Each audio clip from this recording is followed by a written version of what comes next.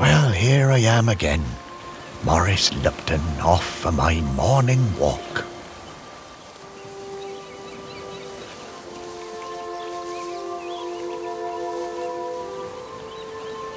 This must be the finest stretch of beach on the finest island the whole world over.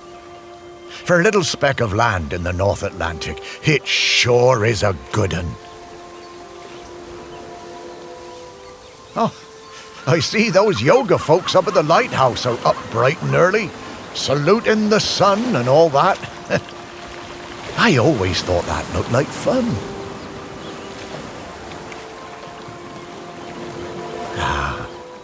But this walk isn't the same without Sparky. She did love chasing that tennis ball. Oh, Sparky, I miss you, girl. Shelmerston used to be a quiet place. You'd only come here if you liked fishing or bird watching. But since the new ferry service started, we get loads of tourists. But what you gonna do? It's always changing. The crater's definitely been smoking more than usual lately. That's funny, that, for a dormant volcano. Yep, Shelmerston's a smashing place. I'm lucky to call it home.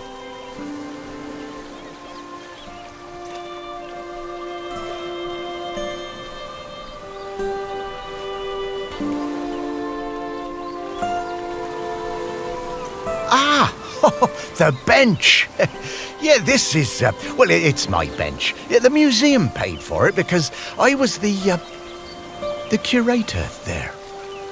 Yeah, and they did that to remember me because, oh yes, I am dead.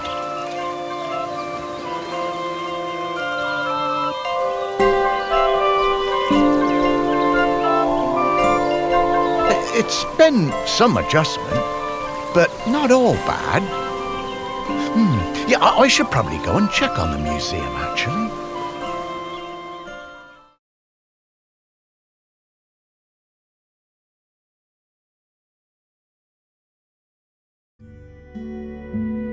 Yeah, I've been collecting the stories of Shelmerston for years now, here in my museum. There are so many stories, and wonderful ones.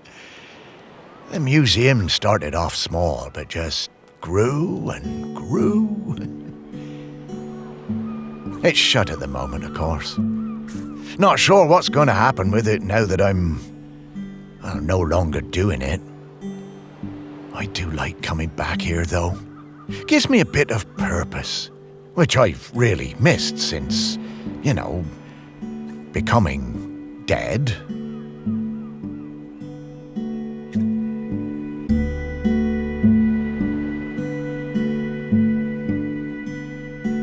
Oh, one thing that's been keeping me amused. Since I've been dead, I found I can do some new things.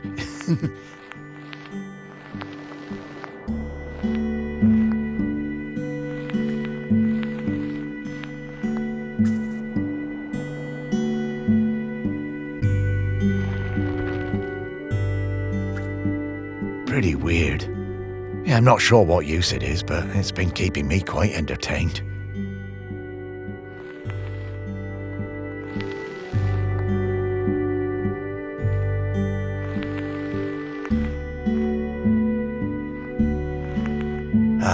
the novelty's worn off. I mean, it's been, well, I don't know how long exactly, but an awful long time since I've had anyone to talk to. Well, anyone who talked back, anyway.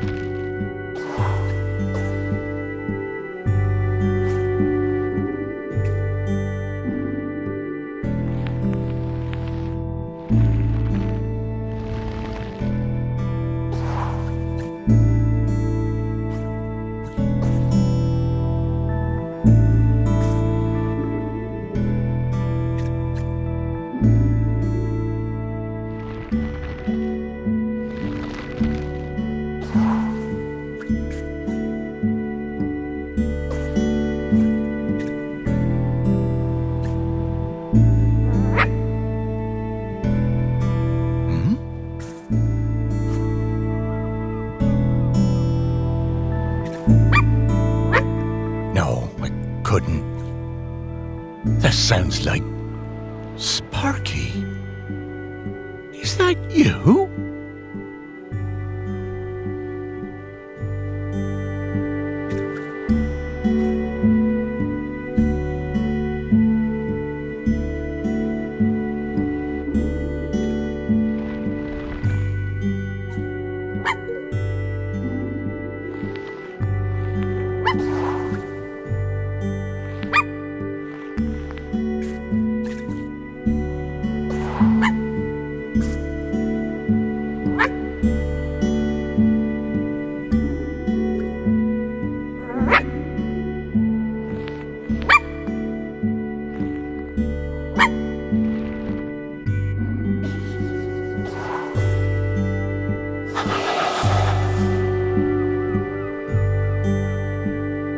Morris, come with me. I need to show you something.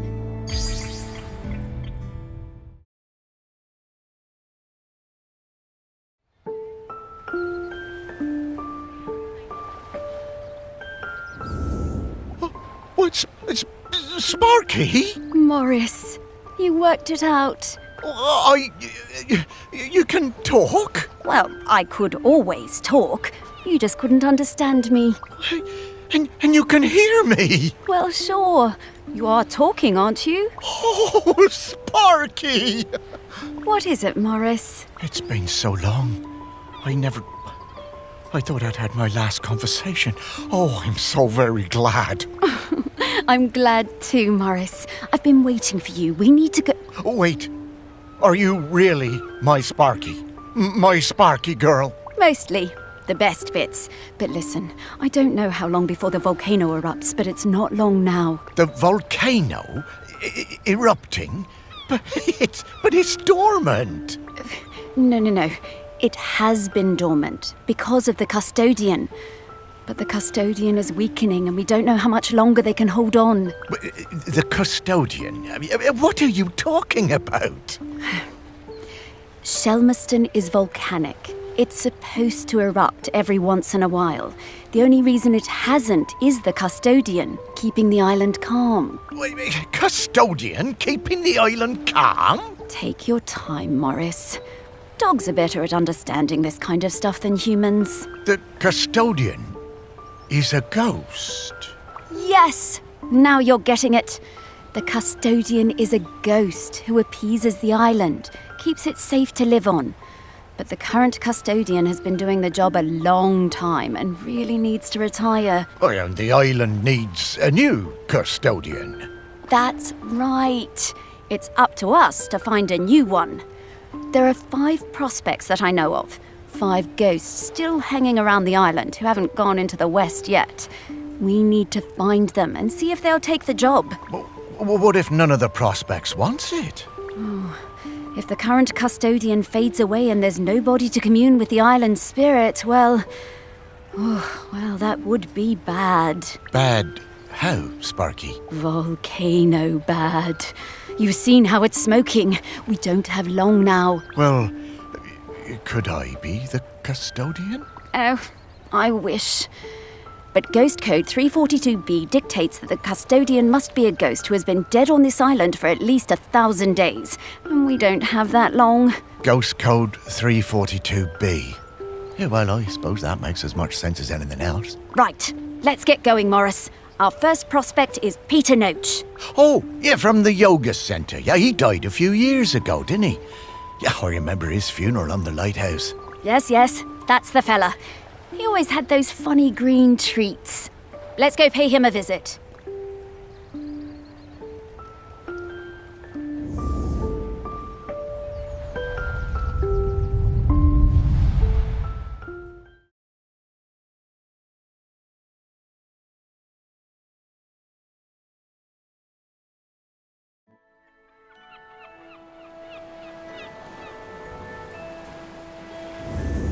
Wow, flying! Oh, this feels nice. What? Oh, right. Oh, you kind of forget about it after a while. I always was impressed with this yoga centre. Pete seemed like a chap who went through some tough times, and creating this place really seemed to help him. Yep, and it's still going strong. They're always busy with folks from the mainland. Yoga centre run by a robot. How things change. Well, it seems to be working out, though. So, now Pete's a ghost, so how do we find him? Well, remember that clue I sent you from inside my urn? The tag? Yeah. Right. So that was something special to me while I was alive that helped me channel my ghost. A kind of memento. So we need to channel the ghost of Peter Noach. And to do that, we need to find his mementos. And how are we going to do that? By looking into the memories of those who loved him best. People with memories of Pete will have little thought bubbles coming out of their heads. Those are a sign you'll be able to dive into that person's memory. I suppose that's hardly the strangest thing I've heard today. Oh, Morris, just you wait. Now, to recap. Find people who are close to Peter, view their memories, track down the mementos, and then leave the rest to me. So people, then memories, then mementos, then Pete. Yeah, think I get the idea. Okay, let's go.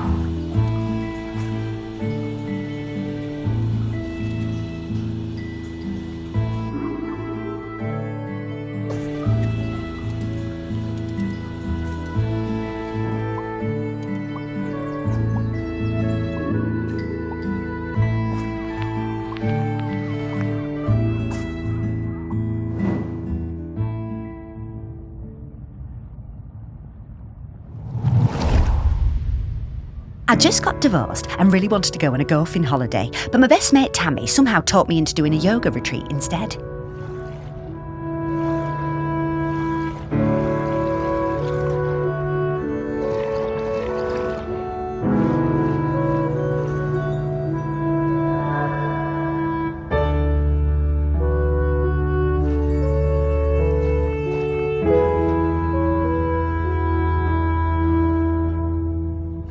Yoga made me feel weird and uncomfortable. After the first day, I'd basically given up. I thought Pete was a bit angry with me. It was hard to tell.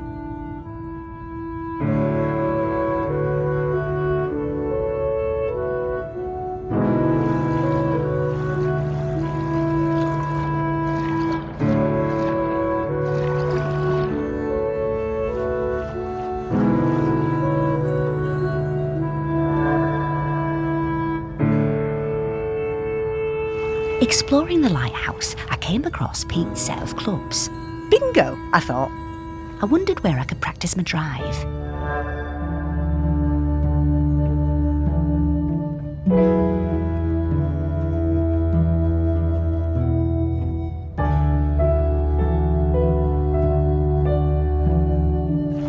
I took the clubs up to the observation deck and spent all afternoon perfecting my stroke. The sun was shining. It was the best time I'd had all week. Suddenly, I was aware of Pete watching me. My heart sank and I braced myself for a telling off.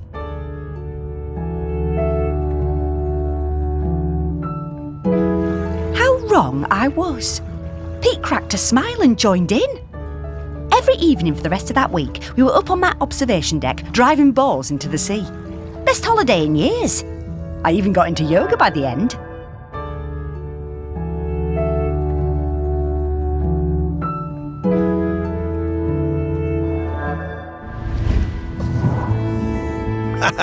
I guess old Pete had a light side after all.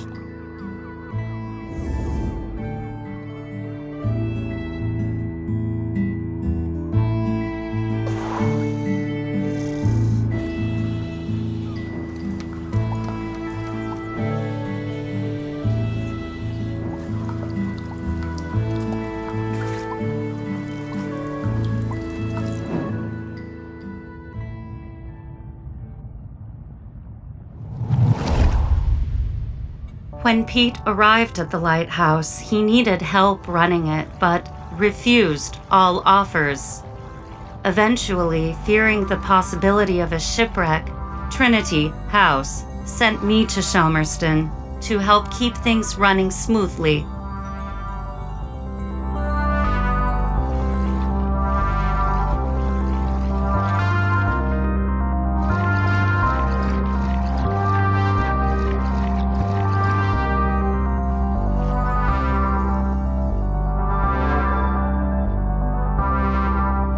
I bought Pete a plant as a welcome present.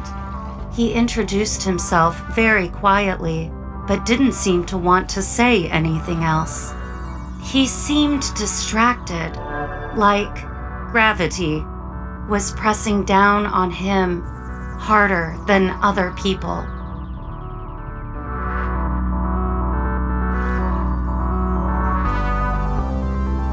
Whenever I would enter a room, Pete would mutter some excuse to leave. I didn't have a single conversation with anyone in months.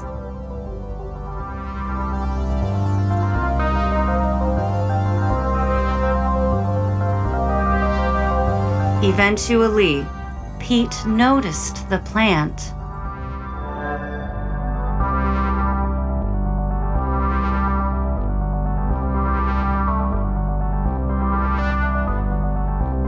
Then, Pete noticed me. That was the start of what became this plant room. We spent hours in here over the years, sowing seeds and tending our plants together.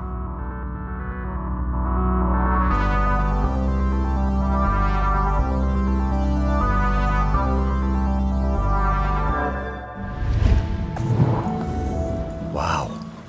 Robots got complicated, didn't they? Yeah, I didn't realise how important Em was to Pete. I suppose everyone needs a friend. Ah, Sparky.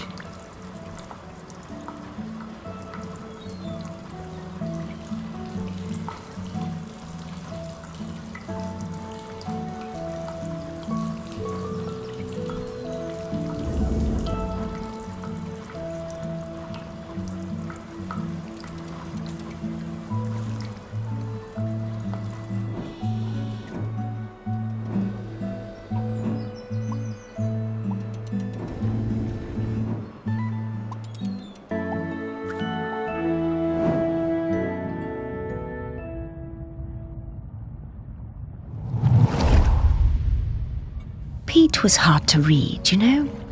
Strong, silent type. But you could tell he loved his collection of Buddhas. He said they were like fat little soldiers that kept him safe. To be honest, I thought that was a bit odd. But he was a great teacher. Pete was very protective about his collection, hated people messing with them, even telling off Em when she was dusting them. One day, one of the Buddhas went missing. Pete was distraught. Not much affected him, so it was a shock for everyone to see how upset he was. All of us at the retreat spent the whole afternoon searching, but we never found it. To cheer him up, Em bought Pete a little toy robot. You could tell Pete was delighted.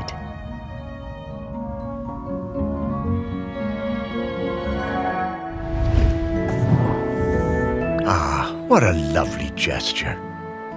She was a good friend, that Em.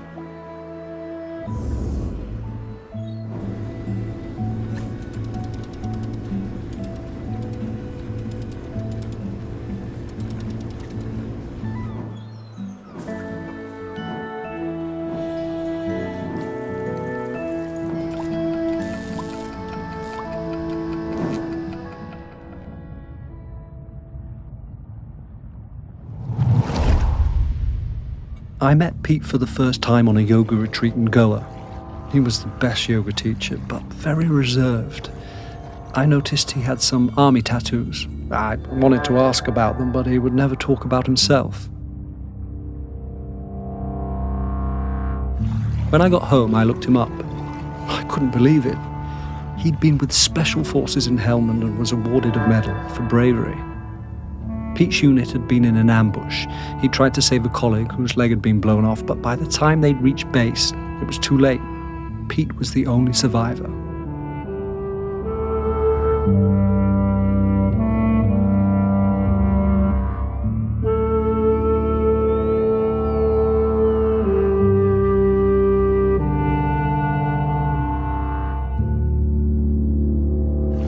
I booked the retreat again the next year. I thought he was such an interesting bloke. Still waters, you know.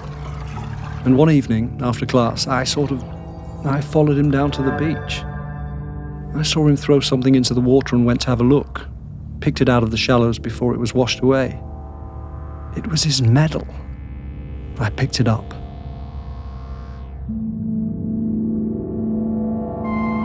I went back to Goa the following year, but Pete wasn't teaching and it just wasn't the same.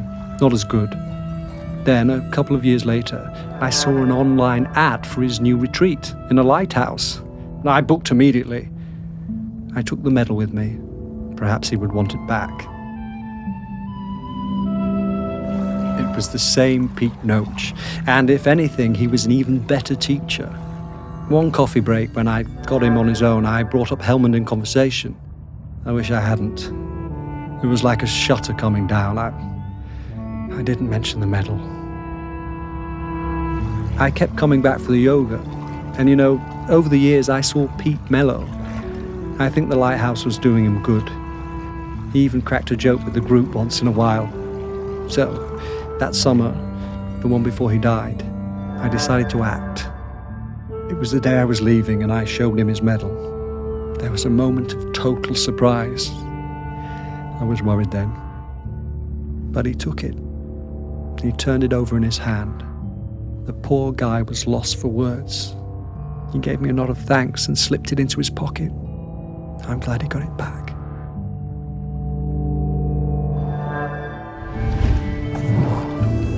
Oh, Pete. I had no idea.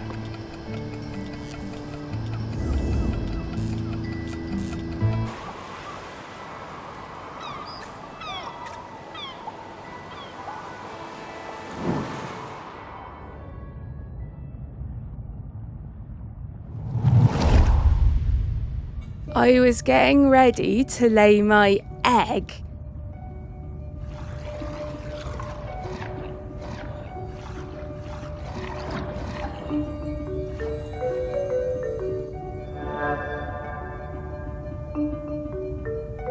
But my nest needed that little something extra.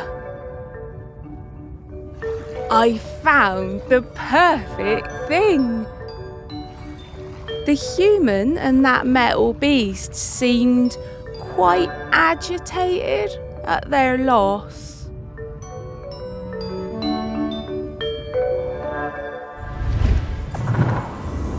I always hated those blooming things.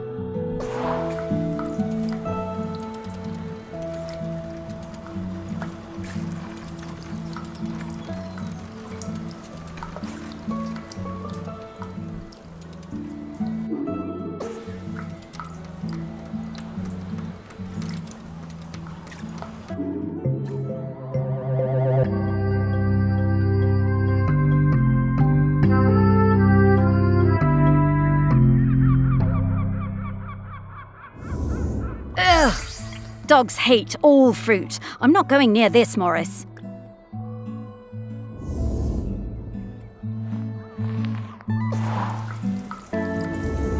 Okay, let's find some more memories.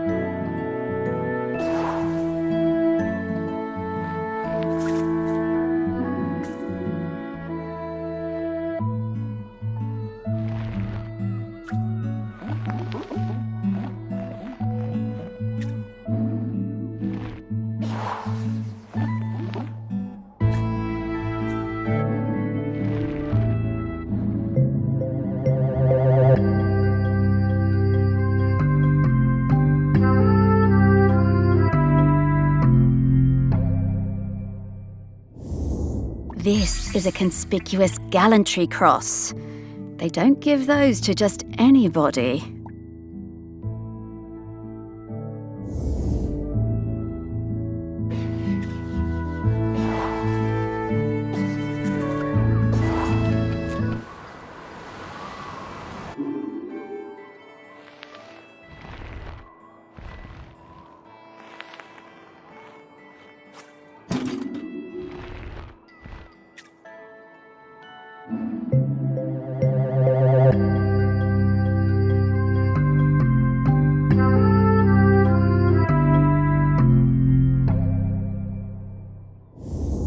Dogs are actually very good at solving these. They're just hard for us to turn.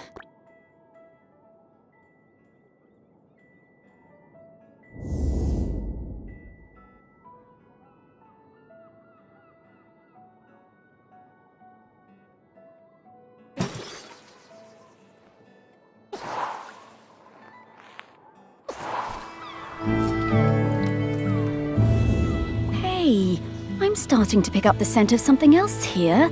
I think it's Grenkins. Grenkins? Yeah, they're tiny spirits, distant relations of the island spirit. Apparently they bring good luck. When we get close to one, I'll pop up and let you know. Okay, Sparky.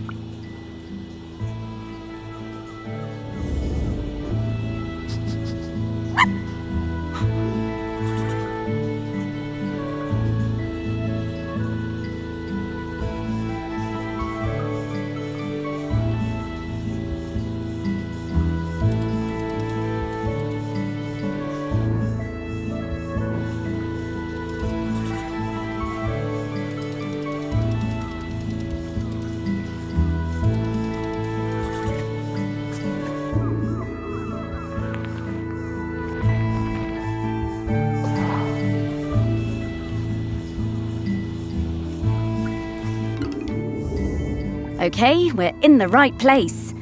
But now we need to slice and rotate this object to just the right spot to get the Grenkin out.